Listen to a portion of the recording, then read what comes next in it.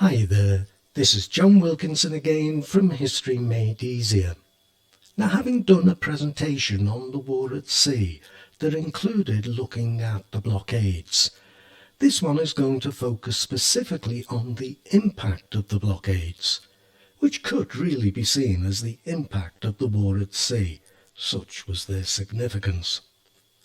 I'm going to look first in this presentation at the impact at sea that had an impact on the outcome of the war. The impact on the home fronts and the impact that had on the outcome of the war will need a presentation of its own. Now, I talked a little bit about the way the blockades worked in my presentation on the war at sea. They were supposed to abide by international maritime law that protected the trade of neutral ships, even when trading with states who were at war, and that protected the civilian populations of the belligerent powers. And these included merchant seamen. They were civilians. But the international maritime laws were open to abuse.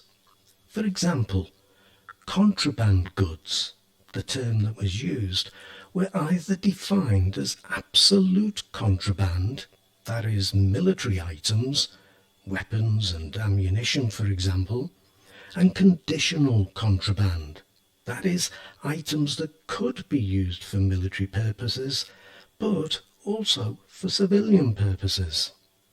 Food could be considered conditional contraband if it was for military use. But how could one distinguish between food destined for armies and food destined for civilian populations? And there was also the matter of neutral ships heading for neutral ports. Here, the doctrine of continuous voyage held that conditional contraband heading for neutral ports, even if ultimately destined for an enemy country, could not be stopped. But both powers made the decision that anything that could help the enemy's ability to fight would be blockaded, and this would include food. Food maintained the civilian population, which maintained the war effort, producing armaments. So it had to be stopped. And that would mean neutral shipping would be affected, and that included American shipping. The British blockade annoyed neutral powers, but no ships needed to be sunk and no civilian merchant seamen killed. Not the case with German U-boats, which could only stop ships by sinking them, provoking widespread hostility from neutral powers, especially America. The German use of U-boats was a strategy fraught with problems. In February 1915, the Germans declared the seas around Britain to be a war zone and announced that they were to begin a submarine blockade of Britain and would sink any ships, including those from neutral countries, approaching Britain. This was unrestricted submarine warfare. Now, international maritime law also held that merchant ships, even from an enemy country, were supposed to be warned, then searched, and only sunk if they were carrying military supplies to an enemy state. And even then, the crew's safety had to be ensured. They could not be simply left in lifeboats on the open sea. This, however, would be impossible for U-boats to comply with. What's more, neutral ships could not be sunk. Surface ships could comply to these terms of engagement. Submarines could not. U-boat captains were given no explicit instructions, but operated on the assumption that in most cases the international rules of law on the seas need not comply. They did often try to assist survivors, but were limited in what they could do, and no matter what they did, the outrage from the neutral countries when their ships were sunk and their men drowned was understandably considerable. Now, neither did neutral ships have to be sunk by British mines, not if they agreed to be escorted into British ports to be searched, whereas the whereabouts of German mines were unknown. Many were illegal floating mines, resulting in the loss of hundreds of neutral ships. The Germans placed warnings in New York papers for travellers sailing on ships heading to Britain or her allies. One such travel warning was placed directly next to a British Cunard Line advertisement for Atlantic crossings on the passenger liner Lusitania. In May 1915, the Lusitania was sunk, with the loss of 1,198 lives, including 139 Americans.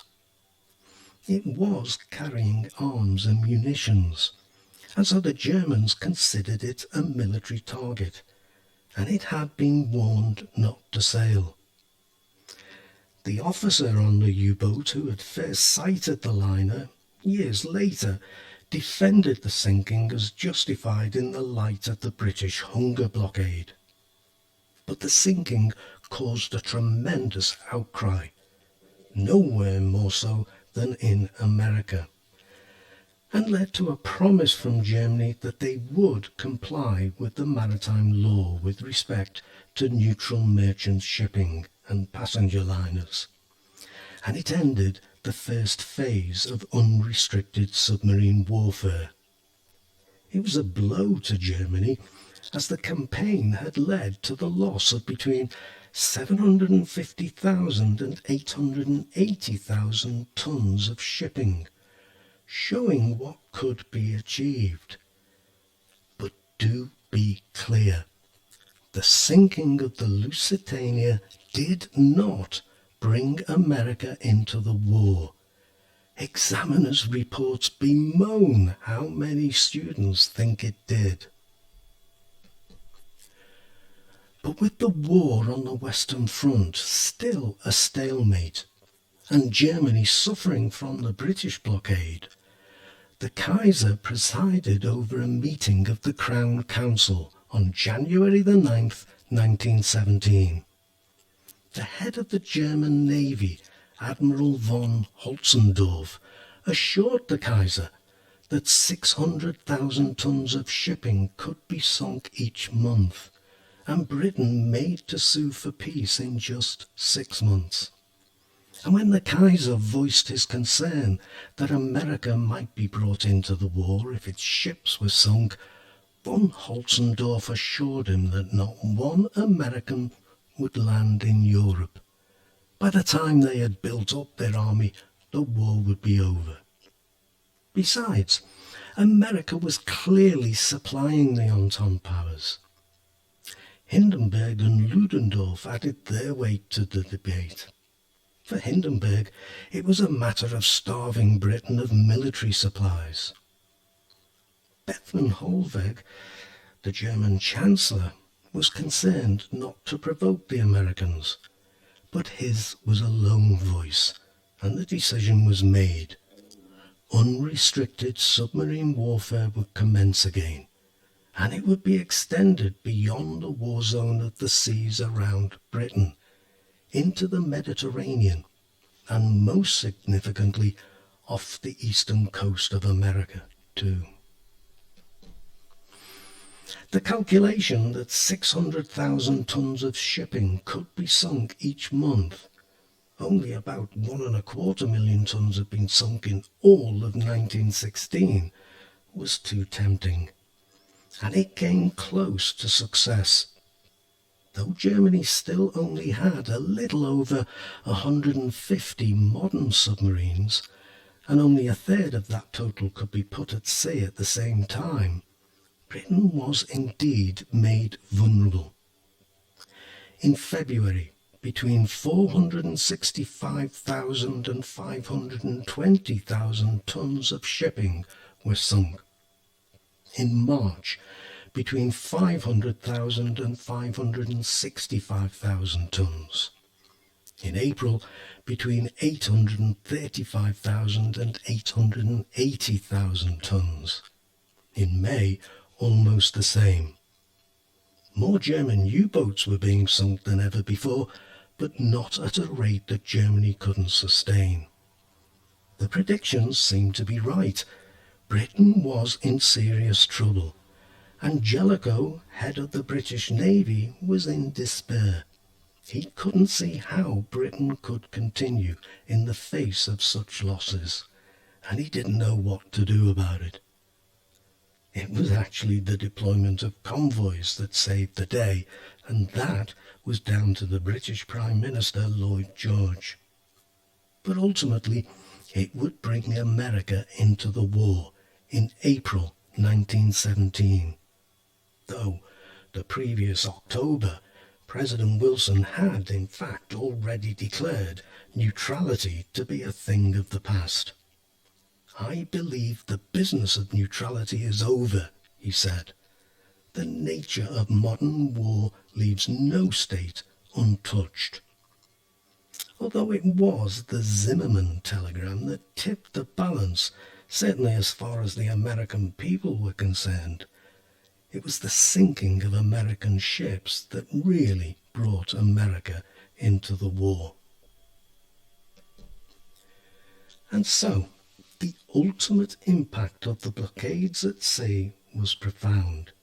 It was a game changer. Germany had gambled that unrestricted submarine warfare would force Britain to seek peace terms before it brought America into the war. It didn't. In fact, it blew up in their faces quite spectacularly. I do hope this was useful for you, adding something to what you already know and giving you things to think about.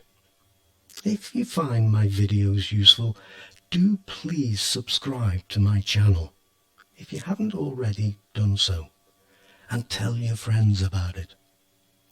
But for now, let me thank you so much for listening and wish you the very best of luck with your studies. Cheers.